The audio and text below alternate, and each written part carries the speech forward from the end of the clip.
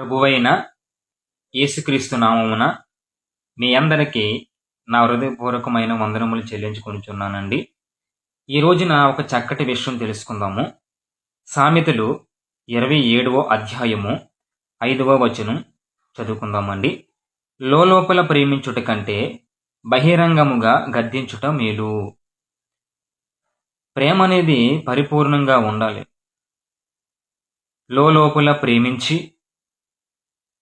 బయటికి తనను అసహించుకునేలా ఉండకూడదు. తనలో ఏదైనా తప్పు ఉన్నట్లయితే, తనలో ఏదైనా మీకు క్రియ నచ్చలేనట్లయితే తనకు చెప్పాలి.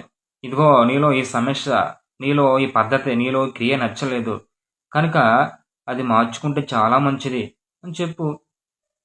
ఎలా ఉంటే దేవుడికి నచ్చలేని క్రియ అని చెప్పు. బహిరంగంగా గర్జించు.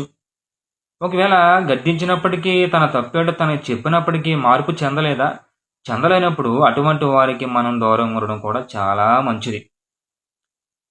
తన తప్పేంటో తనకి చెప్తే మాట్లాడడం మానేస్తాడేమో, స్నేహం చేయడం మానేస్తాడేమో, పట్టించుకోవడం మానేస్తాడేమో. మానేని అటువంటి వారికి దూరం ఉండడం మనకి కూడా మంచిదే.